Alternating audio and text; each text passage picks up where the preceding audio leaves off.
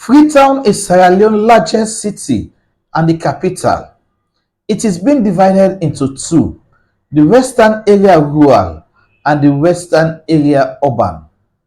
Today, we are taking a look of the western area rural, a village called York Village. York is a small coastal fishing town in the Peninsula located in the western area rural district of Freetown. It lies about 25 miles outside the urban.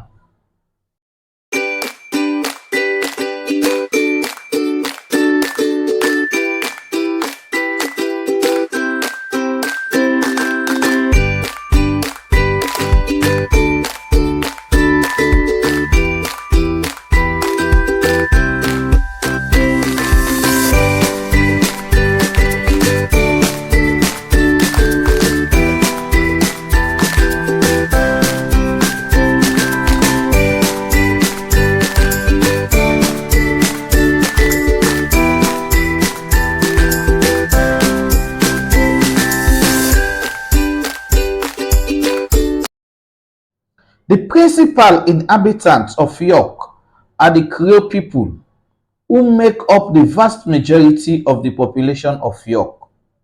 The major industry in York is fishing.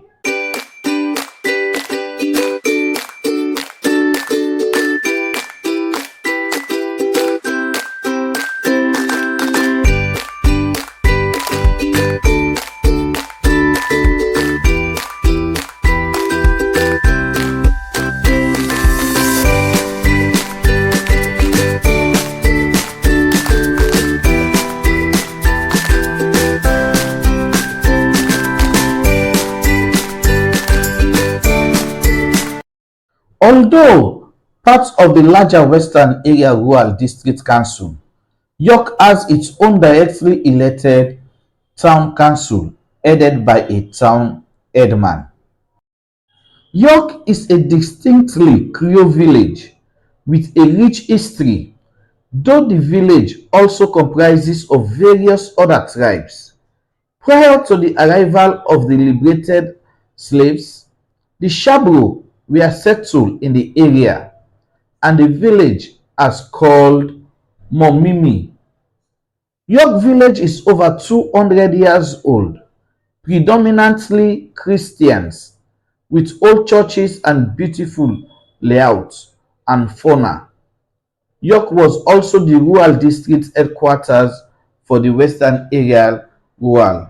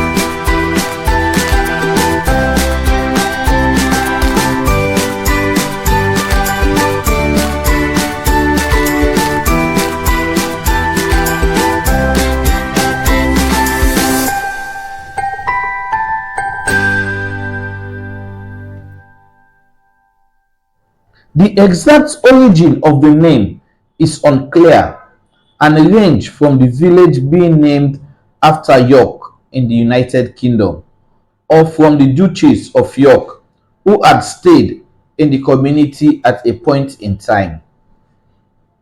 There are even claims that York is derived from a Shabo word that means to carry people, as slaves were kept in York during the era of the slave trade. Others says York is from a Shabo word which means strangers. The Shabo used to describe the Portuguese and other Europeans visiting their town as York. Years later, when the Portuguese had the Shabo calling them York, they decided to name the town York. In 1819, which can be translated as the land of the strangers, whenever the truth is, the stories are a joy to listen to. York. What is your own interpretation of the meaning of York?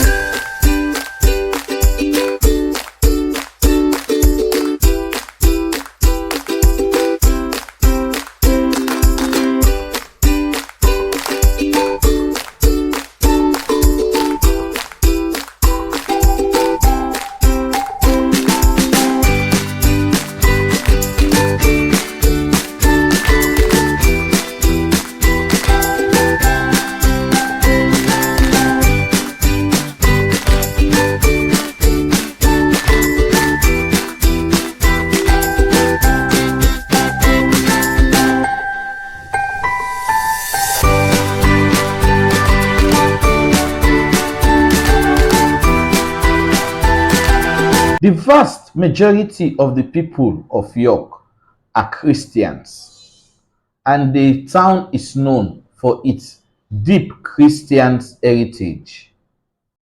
This is one of the most beautiful and oldest church in York Village.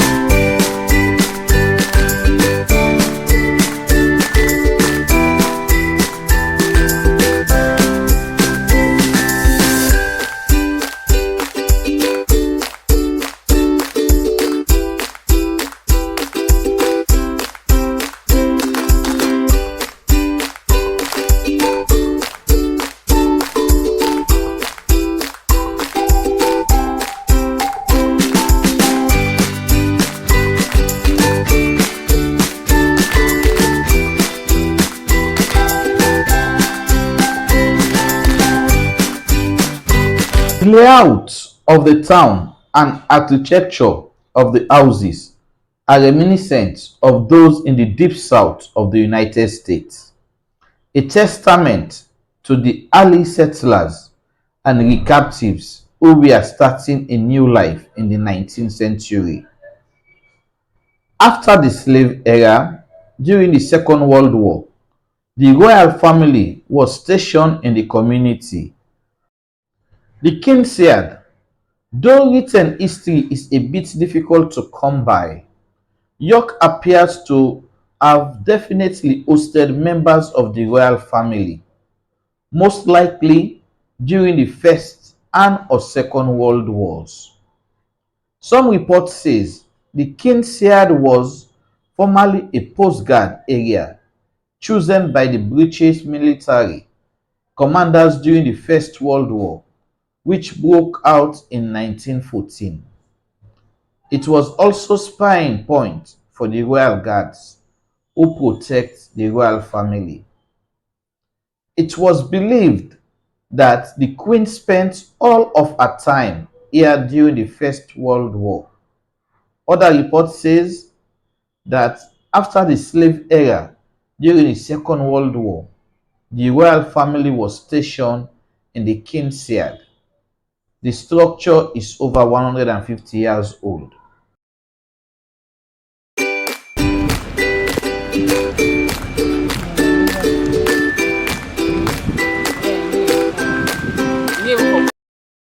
There are two stones that marks the 2 century the village have existed for. The first and the second stones. And the bell, the tower bell. This bell was and is still used as a means of communication or calling people to attention during important meetings, festivals, the loss of very important personalities, etc. The history of the bell dates way back during the slave trade era. Most of the whites residing in New York village were mainly fishermen. It is said one day almost everyone was at fishing when a huge fire broke out, and by the time the fishermen were back, the entire village has been burnt down. So this is Seusai? The community center this one. So this is the community center, the York community center? Yes, sir. Okay. I see that you have water tanks. Water tank, yeah. Okay. With solar? Yes, okay. In 2021 and then we get this. Okay, so it was built on 2021. Yes, sir. Okay. So you don't have tap water here? We get tap, we get what pump water with the one, but like we get 2-3 issues we won't be able to solve, so like I the cause I make the write the project for this. Okay. So you said you are taking us to the cave. Let's go to the cave. Okay, sir. So we are now heading to the cave.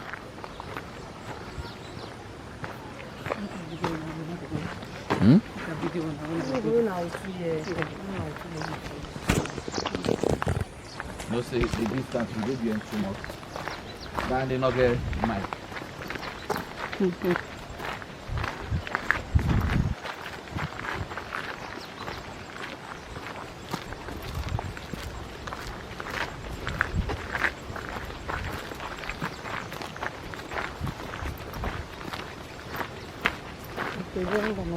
Yes.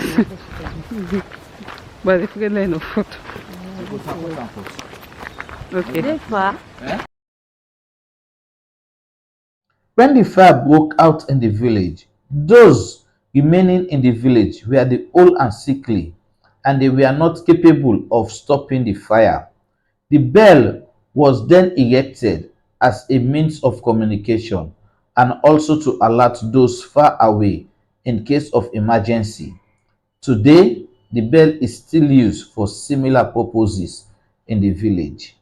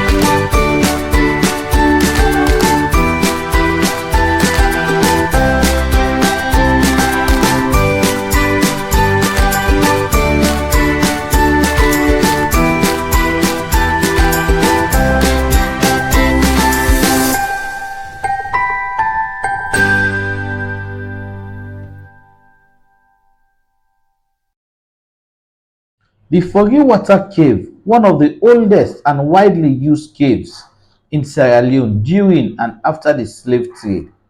It is probably the biggest, most famous cave in the peninsula. The cave lies closer to the Atlantic Ocean but has some cold fresh water. Yes, we now go inside the cave. We can slap here.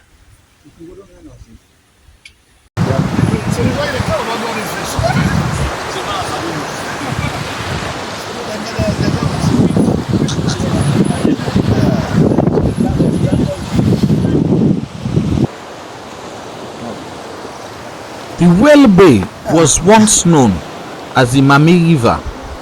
It was called the Mami River because it is believed the Queen used to visit this point almost every day to get fresh air. Decades later, a huge whale was found dead around within the Mami River. Then the river was named after the dead whale. Since then, the area is known as the Whale Bay. In September-October of every year, fishermen spot humpback whales around the estuary of the Mami River.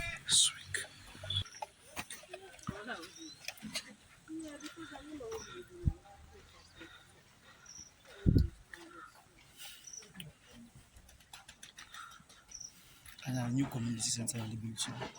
Okay, so this is the new community center. Yes, sir.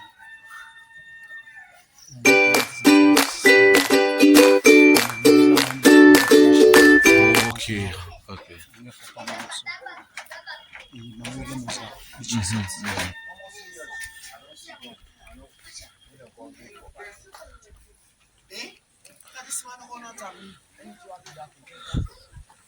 The local architecture, typical of houses in English styles, slave masters used to build such houses across Sierra Leone. Today, the Creoles are synonymous with this style of architecture. The streets of York are well planned and are similar to houses in the deep south of the United States.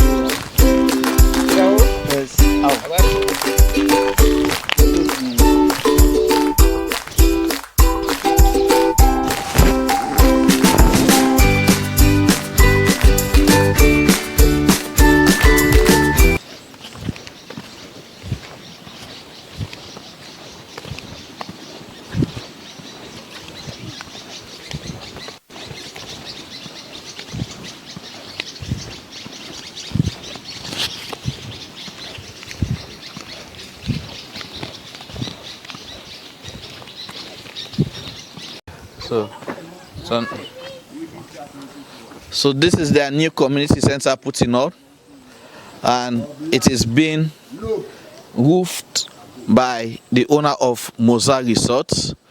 Just like show you the old community center, and this is their new community center being putting up. So I want to say big thank you to the owner of Moza Resorts for this beautiful work done.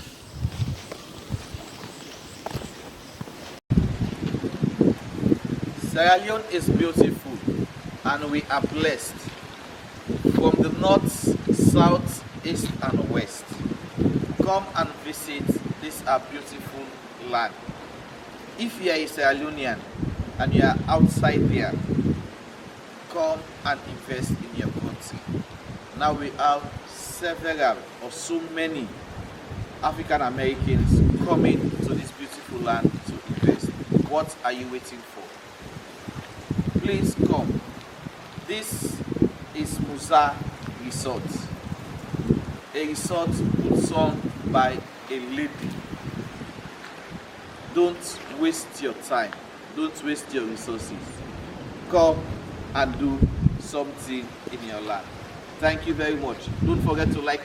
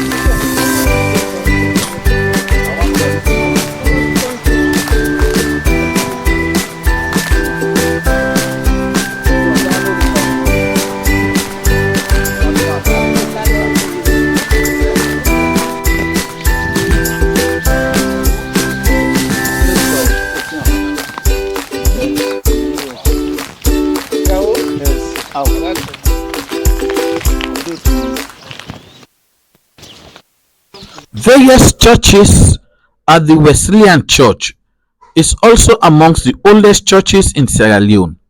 The church was also built by slave traders belonging to Wesley family. After the colonial period, the church was later named the Brunswick Methodist Church. Around the church, there are several plaques belonging to different white families who lost their loved ones during the slave trade and the colonial periods. The structure is over 150 years old. The Anglican Diocese St. Henry's Parish is one of the oldest churches in Sierra Leone. This church is over 200 years old and said to be built by the Portuguese slave traders. Only whites were allowed to worship in this church. Today, the church is still used by Christians in York.